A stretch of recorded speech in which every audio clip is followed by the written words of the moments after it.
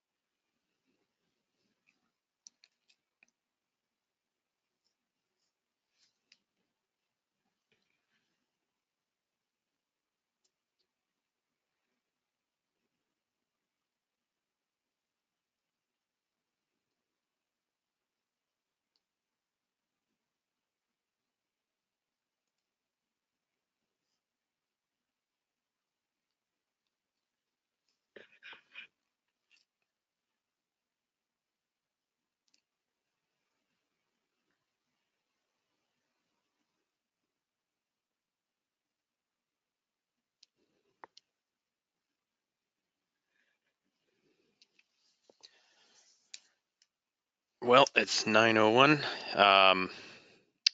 Clearly, it's somewhat during summer break, so there's not so many attendees today.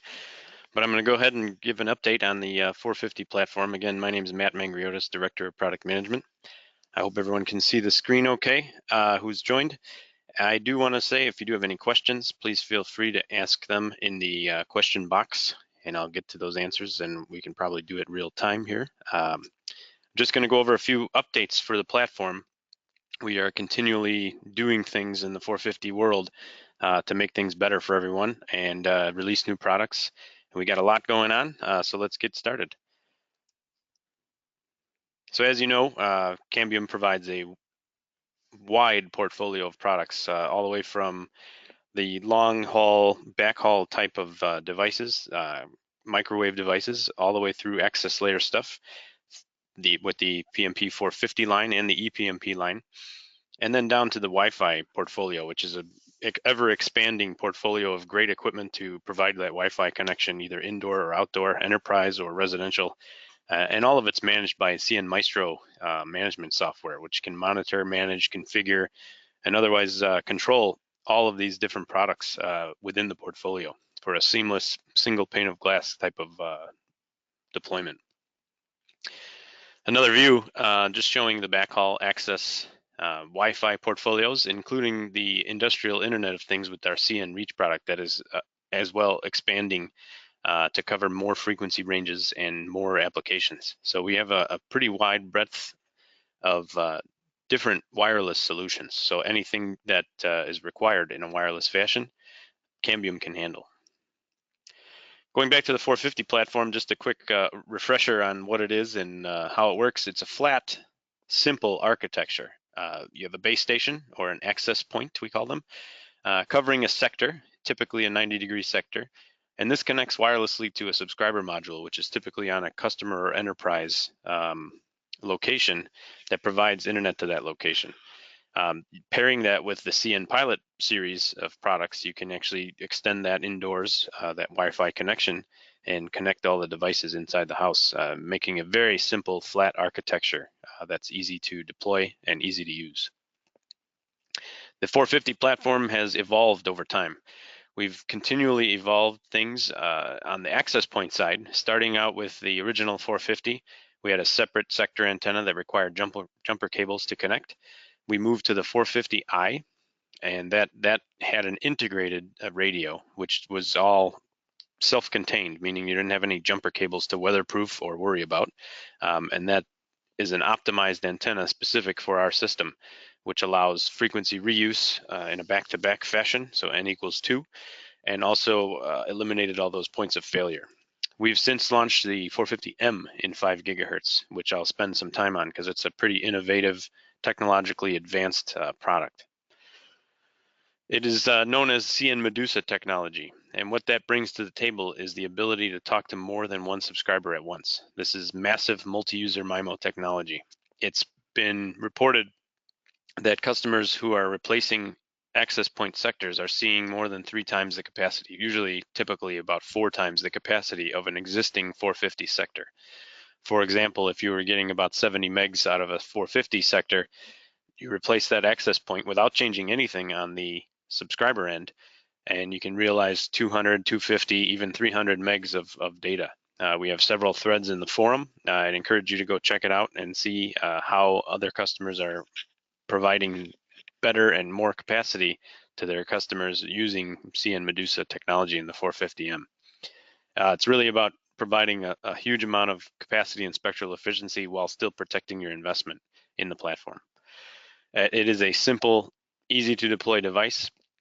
Everything is self-contained and nothing needs to be weatherproofed, yet we're talking to up to seven SMs at the same point in time. So it's a pretty technologically advanced device. And we're excited to keep producing this and giving this to our customers to enable better and faster capacity. Again, it's 14 by 14, 7 dual pole transceivers capable of doing multi-user MIMO, which means we're beamforming in both the uplink and the downlink. And we're capable of talking to more than one subscriber at once. This is something that no other product in this class really does. And so it's pretty amazing. We are soon to release the uplink mu-MIMO capabilities, meaning that multiple subscribers can talk back to the access point at a given point in time, in the same time slot rather, such that we can further enhance the spectral efficiency. This overall just enables you to operate in more noisy environments with narrower channels to a higher density of customers, meaning you can provide more capacity using the same channel size. You don't need extended spectrum to do this. We just released a solution paper on the web, and it talks about all of the different aspects of CN Medusa technology and what that brings to the table, how we evolve that technology, steps that you need that were kind of necessary to take place to achieve these benefits.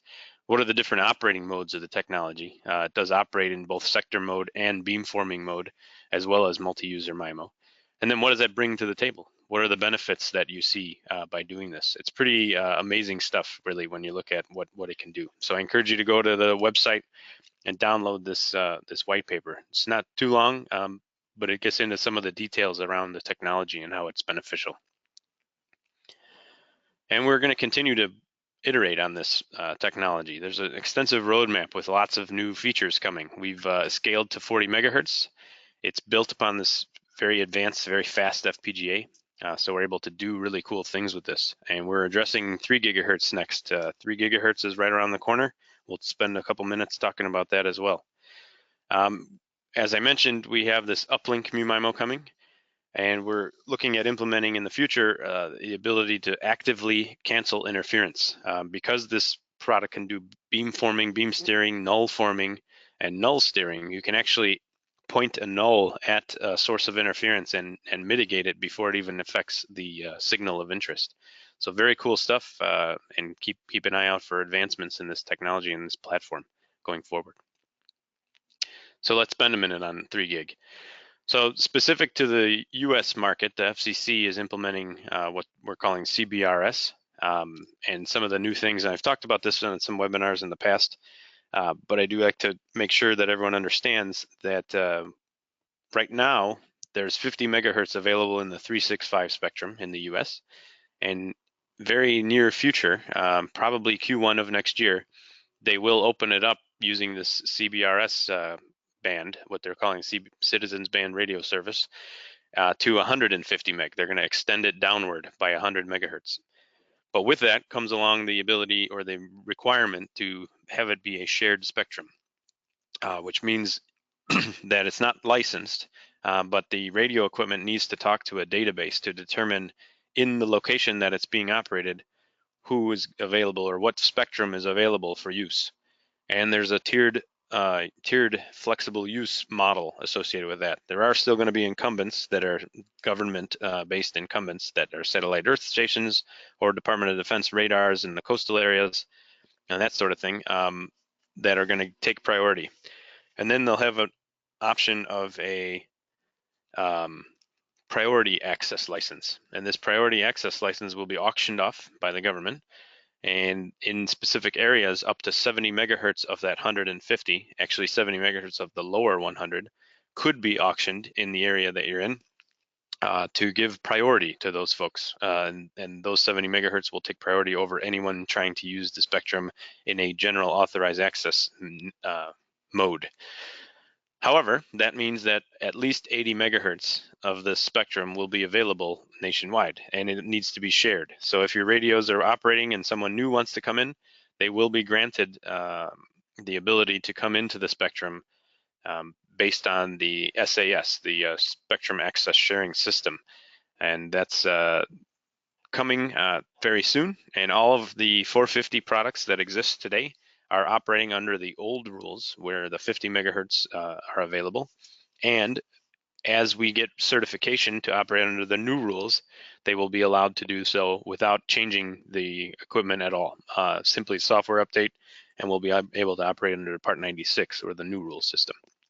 So we're in process of testing now. We are very confident that we'll get approved and granted to extend that FCC ID into Part 96 as well. So we're ensuring that we are ready to work with any of the new SAS providers. We are probably going to enter into agreement with one or both or three of the main providers of this SAS database, Federated, CommScope, and Google. We're working with all three of them. Maestro is a requirement for operating in this band. And so Maestro acts as the bridge actually between the SAS and the radio itself. So the radio will say, I'm on X frequency, or I want X frequency, I'm in this location, and it'll go submit those messages to Maestro. Maestro will in turn submit them to the SAS, and the SAS will then grant the ability to operate in that spectrum. So we're releasing 3 gig 450 Medusa at the end of Q3. That's still the case, and it's going to be a really great product. We're really looking forward to getting that out because it's going to, again, enhance the capacity of a 3 gig sector quite a bit over what the 450 and 450i can do. We are also planning on a new SM, a 450B style SM in 3 gigahertz, and we are planning to do a smaller version, meaning a mid gain or so, version, as well as a high gain dish version of the 450B SMs. We're planning on release at the end of Q1 of 2019. And we want to make sure that it's a graceful migration, that you can easily transfer or migrate from Part 90 to Part 96 when it becomes necessary or you choose to do that. So talking about the Medusa product in 3 gig. It is, again, we believe it's an 8x8 multi-user MIMO technology. So we talked about 5 gig being 14 by 14. And due to the fact that physics demands that as you go lower in frequency, your antenna elements get larger, we have scaled back a bit on the size of the product. And we're going from a 14 by 14 to an 8x8. And that is mainly because of cost and the size and cost of everything. So that said, we have an 8x8 system that will still deliver, we believe, about 3 times the capacity when compared to the existing 450. It'll cover the entire 3 gig band. It says it'll achieve 750. In practice, we've seen somewhere close to 800 in a 40 meg channel, actually more than that. So we'll keep updating these numbers as we get more data out of the development cycles. But very, very cool stuff, and excited to get this out at the end of September with major shipments happening in October. So you can see some of the testing that's undergone so far. In non-MIMO mode on the left, we see about 124 megabits of data, meaning it's ungrouped. And then you turn on mu-MIMO, and now you're achieving about 4 times that, or almost exactly 4 times that. So almost 500 megs in a 20 meg channel. So it's very, very great stuff and very solid performance out of this guy. We do have another white paper online that I like to point out because it's a pretty important point. So a lot of folks are looking at LTE. LTE is the big buzzword in the industry over the last couple of years. And we talk about here LTE versus the 450 technology, especially in 3 gigahertz. And some of the reasons you might look at LTE, one of the major reasons you look at LTE is because of the coverage ability. It's really a great product for achieving the last couple of guys or getting to those guys that are obstructed or near non-line of sight and can't really get there with a line of sight product. And that is what it does well. If there's any other aspects of the link that are more important to you, such as total capacity, spectral efficiency, total cost of the network, those sorts of things, the 450 really outshines LTE equipment in many, many ways. If you look at even going back one slide to that 500 megs of throughput in the downlink, there's no way an LTE sector can get to that kind of level, at least today. When we have 4 carrier aggregation in an 8x8 scenario, maybe someday. But today we can do that already with a single sector and achieve those kinds of throughputs. And there's no way LTE can handle something like that. So there's many different reasons that 450 may outperform any existing LTE solution in the works today. So go ahead and have a read. It's a very short paper, but it talks about all these different aspects of the product line. Switching to the SM side a little bit, we've had many options for subscriber modules throughout the 450 lifetime. A couple of them have gone away, a couple more are going away this year, but we're moving towards the 450B series of products. We have 2 versions available now, the 17 dBi mid gain and the high gain, the 24 dBi high gain product. So these are kind of the de facto standard for the 5 gig radios. They are 2 choices, as mentioned. They cover the entire 5 gig band, and they bring some things to the table that we are really happy about. They're gigabit Ethernet, and again, they cover the entire band and are much more powerful processors than the old version. There's no throughput caps to worry about. So you're using a single radio to cover any of your needs. We are working towards a connectorized version of this as well, but in the meantime, if a connectorized version is required, we do have the 450i connectorized still available in the market. So again, why would you use 450B? It is better than 450 in almost every single way. It covers the whole band, higher PPS. It can support a high total throughput to a single sector. And again, no capacity limits based on pricing or anything like that. I do want to point out that we did announce the end of life of the existing 450 SM, the candy bar type form factor. So those will go away by the end of the year. And I do want to say one other thing is that in the near future, in September as well, we are going to allow this product, the 450B, to operate as not only a subscriber, but as a PTP device as well. So you can take 2 450B subscribers and connect them as a link with a software update.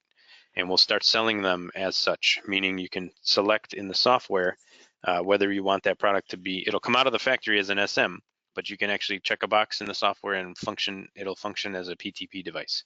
This is very similar to what the PMP product does, and we're going to do the same thing with 450B. So there's a lot of information online in terms of video format to help you with 450B. I know it's a transition from the old one, and we want to make sure we're doing the right things to deploy them correctly. So there's an unboxing and installation video, which kind of shows you how to do that. That piece of it. There's an Archer walkthrough that shows you how to walk through the cnArcher product, which is a installation app, if you will, that'll help with alignment of the radios and all of that kind of stuff. It makes things much simpler. And then there's kind of the combination of the two in the 450B alignment video, which talks about alignment. And this is a critical process for 450B because of that high gain antenna. The beam is quite small. It's a 6-degree beam, both in elevation and azimuth, and it's a little bit tougher to align if you haven't done them before. So I encourage you to watch that video, kind of get some tips about alignment and how to best do that. So we've gotten good feedback on the mid gain. It's a pretty solid product that's working as expected. easy to deploy. This one's about 15 dB azimuth and about 30 dB in the elevation, so it's a little bit easier to align to the AP than the high gain guy. But if you need the gain, you need the gain, and that's good. That's where the 450B high gain comes in. As noted, alignment's a little tougher because of the narrow beam width, and so we want to make sure we have the tools available to help with that. 15.2 just came out. We talk about how we advance the software going forward, and 15.2 just came out at the end of July, and it brings a bunch of new features in the software.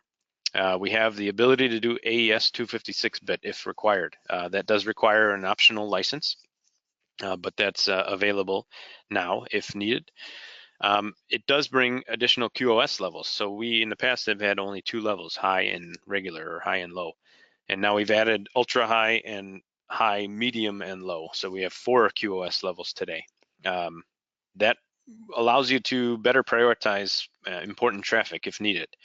And we also have the ability to weight those QoS levels, meaning we can weight those levels against the priority, and you can assign a specific portion of the frame to each priority level if you want. We also have the ability to do SM prioritization. You check a box on a specific SM and he goes to the front of the line in terms of getting data sent to him.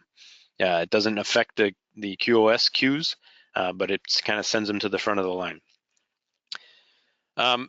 There's a bunch of other additional features, and there were, at last count, about 48 bug fixes in 15.2. So there was a ton of stuff that went into this software. It was a long time coming, and we encourage everyone to get up on the latest software as quickly as they can. So cnArcher I mentioned. I do want to say that it's release 1.1 is in beta right now for Android, and it brings a couple of new features, including work orders. So you can scan QR codes and pull in work orders for your installers if you want. That's kind of a neat tool to get someone going for the day. You know, you scan in a bunch of work orders, and then he has his working orders for the day. We do an installation summary that can be sent via email. And we also have the ability to skip to quick align. So you can actually, if you're going out to a radio that's already been installed, you can actually just do the alignment piece of the process without having to go through everything. So there's consistent improvements in the ability to do new things with cnArcher, and we'll continue to do that. iOS should be up and available in the Play Store, the App Store, today, I believe. They were waiting for it to get posted. It was released as a open beta yesterday, and they were just waiting for it to get posted into the iTunes store. So that should be out today, which is great news. ePMP is coming in late Q4 this year, and cnReach actually support for this for this product is coming next year. We will have betas for each of those as we get forward in time here. So check it out. So it's available on Android version 1.1. iOS beta version 1.0 is available hopefully today. So good news on Archer. I want to point out that we have the ability to do what we call health check services for your network. I mentioned this on the last webinar a few months ago, and I want to highlight it one more time because I think it's a really useful service. And I believe it's about $1,000 or something like that. But contact us if you are interested in this service. What we do is kind of audit the network, and the pricing depends on how many APs or how many sectors you have out there. But really it's to detect any misconfigurations, review the configurations for any, to help with optimizing the network. It's mainly for PMP 450. We will support ePMP in the future, but we think there's more value in a 450 network for this sort of thing. And really the focus is on providing feedback to the customer. We don't change anything, but we review all the settings, all the alignment, where we think we should be. We can put it in the link planner and see if we're meeting our expectations, that sort of thing. So it's a health check tool.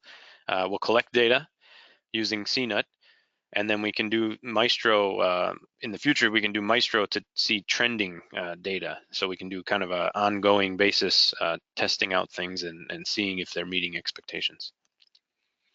So we provide a couple different tabs with some interactive reports that help you determine whether you want to make changes to your network or not. but it's a very useful, I think, for the money. It's a very valuable tool to take advantage of that Cambium offers. And that's pretty much it. I always like to put out a word to about support and the ability to submit tickets. We have support 24/7. You can submit a ticket anytime under warranty. We'll take a look at it and repair and replace. We have all kinds of abilities to do that. Support continues to improve as we move forward in time as well, as folks become more familiar with the product lines.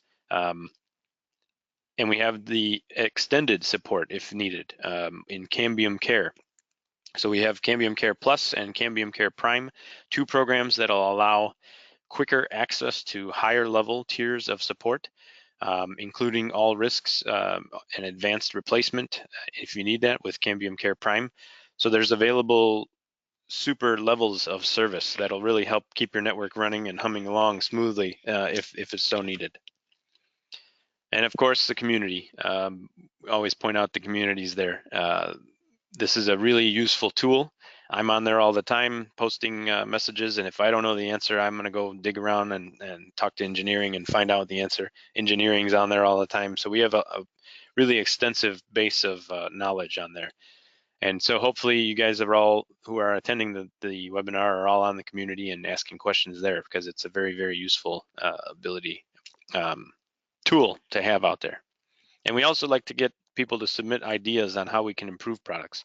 A lot of times it's not evident to us what customers need, and this is a great way to get directly to us. And social media, we're all over the place on social media. You can tweet Cambium Networks and we'll get it right away. Feel free to interact with any of us on there. Thanks very much. That's it for me. I do have a question about from someone about when CN Maestro will have an email feature. I believe that's in an upcoming release. I don't know exactly the dates, but I will be sure to get back to you on that.